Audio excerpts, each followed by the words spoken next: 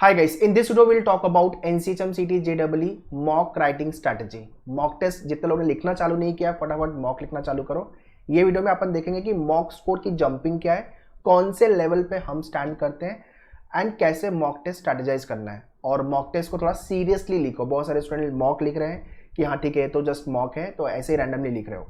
Avoid this. आपको हर एक mock test इस तरह से लिखना है कि ये मेरा एक्चुअल NCHM-CT JEE का एग्जाम है, ये मेरा रियल एग्जाम है। इसमें जो मेरा मार्क स्कोर आएंगे उसके बेसिस पे मेरा एडमिशन होगा, जो भी मुझे IHM मिलेगा। ठीक है, तो सबसे पहले कमेंट करके मुझे बताओ what is your score coming up, tell me in the comment section. और ये वीडियो शेयर करो हर किसी को जो NCHM-CT JEE 2025 लिखने वाला है। अभी 27 अप्रैल को अपना एग्जाम है, 15+ डेज का टाइम बचा हुआ है। 10 मॉक मेन्यूअर के डैशबोर्ड पे जो आपको लिखने हैं, ठीक है, विदाउट फेल, और इसकी एनालिसिस भी अच्छे से आपको करनी है। ये वीडियो शेयर करो सब लोग को, so that everyone should know how to strategize mock test and same strategy you have to implement on the exam day. Channel को सब्सक्राइब कर देना, वीडियो अच्छा लगा है तो hit the like button. Let's get started.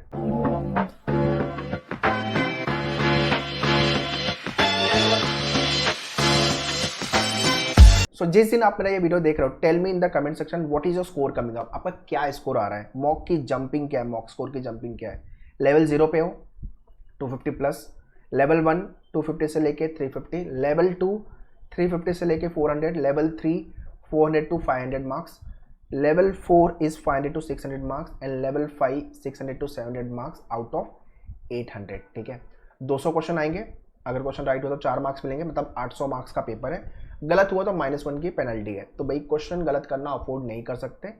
Level 5 is nothing but IHM Delhi, Pusa and IHM Mumbai, Dadar catering college. ठीक है, उसके बाद बाकी के IHM। ठीक है, सो ऑल द मेन्यूअर स्टूडेंट जितने लोग ने अभी क्रैश कोर्स ज्वाइन किया है, लाइव एंड क्लासरूम, सबको मैंने बोला है कि भाई फर्स्ट वीक ऑफ अप्रैल से या second week of April maximum mock लिखना चालू कर देना है। और जितने लोगों ने पढ़ाई पहले से चालू की है, रिले मैराथन S2C वाले, आप तो मॉक लिख के खत्म करो, अब तो एनालिसिस पे आ जाओ। ठीक है, the best part of Menuar mock test कि आपको जो एनालिसिस मिलती है वो काफी अच्छी मिलती है, लाइक डिटेल में मिलती है कि question wise analysis, time wise analysis, strong and week section wise analysis, आप कहाँ पे लैक कर रहे हो, और किसी से आपको पूछने की जरूरत नहीं है कि मैं कहाँ पे वर्कआउट करूँ, आपको एनालिसिस ही बताएगी।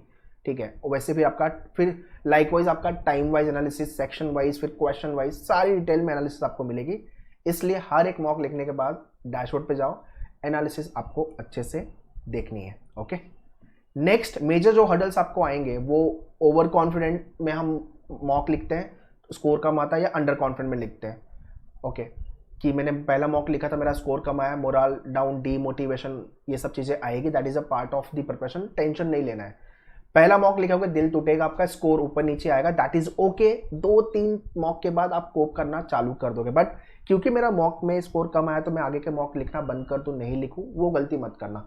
बहुत सारे स्टूडेंट ये गलती करते हैं, तो अवॉइड इट। ठीक है, ओवर अटेम्प्ट नहीं करना है, कुछ भी तुक्का मटका मार रहे हो यार, क्वेश्चन अटेम्प्ट करते जाओ, वो मत करना। ठीक है, और सबसे ज़्यादा प्रॉब्लम क्या होती है पता है, 3 घंटे एग्जाम लिखने बैठे कौन, कभी लिखा ही नहीं 3 घंटे बैठ, तो इसकी भी तो हैबिट और प्रैक्टिस लानी पड़ेगी ना अपने को, तो मॉक से ही आने वाली है। ठीक है, 2 से 3 मॉक बचा के रखना, जब भी आपका एडमिट कार्ड आएगा उसको लेके मेरा वीडियो आने वाला है। तो जो टाइम स्लॉट है आपका, आइडली 2 to 4 का जो टाइम होता है, तो वो टाइम स्लॉट पे आपको जो रिमेनिंग मॉक है वो लिखने हैं आपको। ठीक है, सिली मिस्टेक जितनी भी करोगे मॉक में कर लो और उसको इम्प्रोवाइज करो। जो भी गलती आप कर रहे हो उसको उससे सीखो, और वो चीज़ हमें एग्जाम में नहीं करनी है। जो भी गलती करनी है मॉक में करेंगे, बट एक्चुअल एग्जाम में we can not afford to do mistakes, ये ध्यान रखना। स्पीड पे काम करना है, साथ में एक्यूरेसी। तो सबसे पहले एक्यूरेसी पे काम करो, फिर स्पीड। एंड जब आप नेक्स्ट मॉक लिखने जाओ तो उसके पहले वाले जो भी मॉक आपने लिखे उसकी एनालिसिस अच्छे से कर लेना।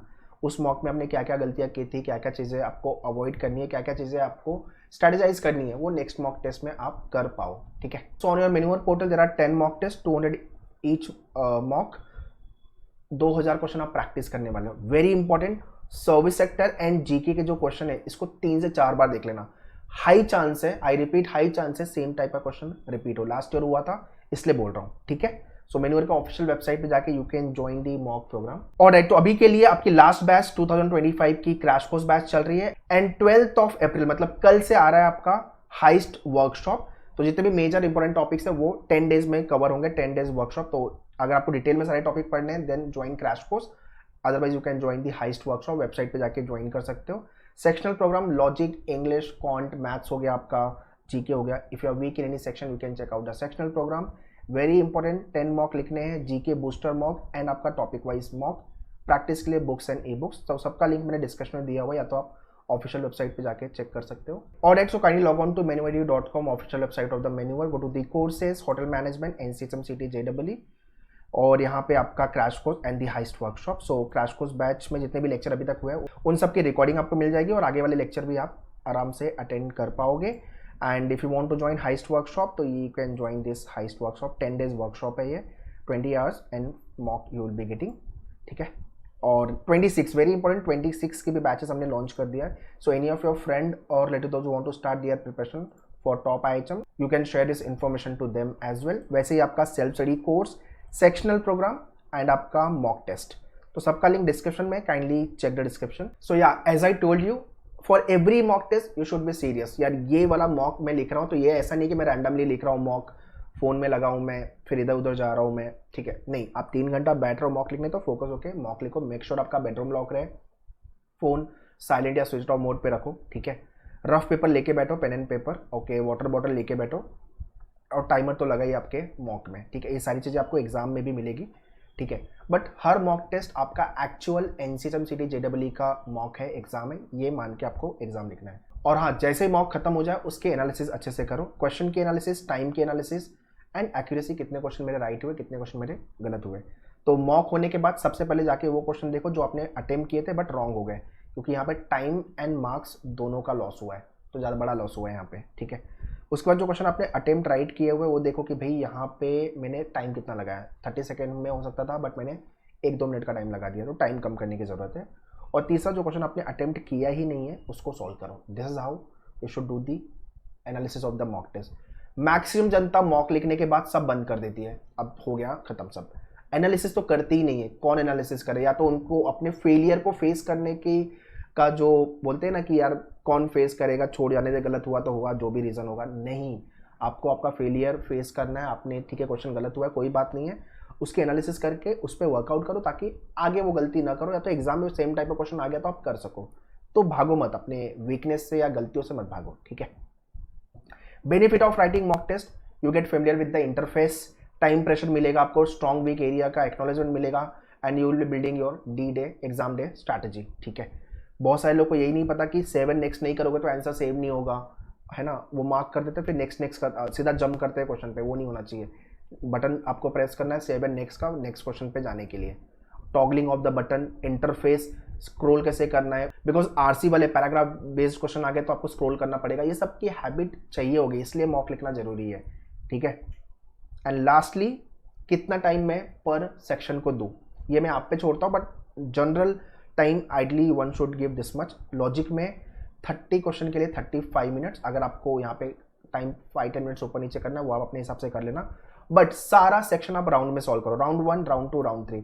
राउंड 1 में सारे इजी वाले क्वेश्चन और पूरा अपने लॉजिक के क्वेश्चन गो थ्रू कर लिया, राउंड 2 में आपके मॉडरेट वाले क्वेश्चन जो आप कर सकते थे, एंड राउंड 3 वो जो क्वेश्चन आप लीव करने वाले या डिफिकल्ट क्वेश्चन है। सो 35 मिनट्स का टाइम दे रहे हो आप, 10 मिनट आप राउंड 1 में दे दो, पूरे के पूरे 30 क्वेश्चन आपने देख लिए, जो एकदम ईजी वाले क्वेश्चन थे वो सॉल्व भी कर लिया आपने। राउंड 2 में 20 मिनट्स, जो क्वेश्चन एक्चुअली में आप सॉल्व करने वाले थे वो आपने टाइम देकर सॉल्व कर लिया, और 5 मिनट कि पूरा सेक्शन को वापस से गो थ्रू कर लिया। अगर कुछ क्वेश्चन बन सकते हैं तो बना लिया, ऑप्शन एलिमिनेट करके 2 ऑप्शन में से एक चूज करना है वो आप कर सकते हो, तुक्का मत मारना बिकॉज नेगेटिव मार्किंग है।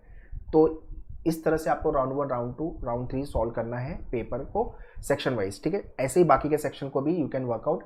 इंग्लिश में 60 क्वेश्चन 50 मिनट का टाइम, जीके में 30 question 10 minutes, service sector easy है तो 40 मिनट्स, मैथ्स 30 क्वेश्चन के लिए 40 मिनट्स, ठीक है। वैसे ही आपका इंग्लिश में राउंड 1, राउंड 2, राउंड 3, ठीक है। तो यहाँ पे 10 मिनट्स यहाँ पे दे दिया, 10 to 15 मिनट्स आपने, 30 मिनट्स के आसपास यहाँ पे, 5 to 10 मिनट्स यहाँ पे आपने।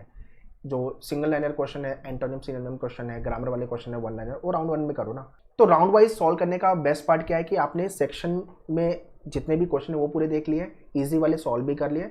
अब आपको राउंड 2 में जो सॉल्व करने थे वो भी आपने स्ट्रेटेजाइज कर लिया कि हाँ अब मैं नेक्स्ट राउंड में ये सारे क्वेश्चन सॉल्व करूंगा, जो ये टफ वाले क्वेश्चन इसको मैं नहीं करूंगा, ठीक है। इस आपने क्या किया, पूरे पेपर को ब्रेक कर दिया, ठीक है।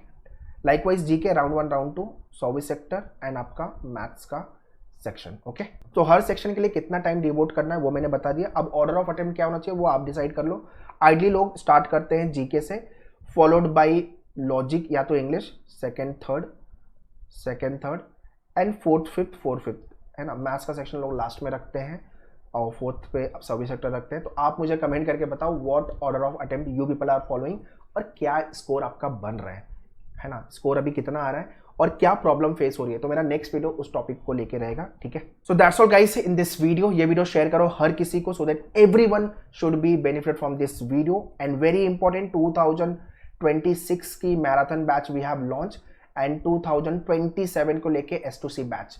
सो सारी इंफॉर्मेशन मैंने डिस्क्रिप्शन में दिया हुआ है। You can visit our centre Mumbai and Pune for the classroom, and online live के लिए you can contact our online team, तो डायरेक्टली वेबसाइट पे विजिट करके you can join the batches. So for next remaining days keep preparing well. 8-10 घंटे 12 घंटे 15 घंटे देना चालू कर दो। Practice all the question, learn concept, fundamental shortcuts and write the mock test, do detail analysis of the mock test.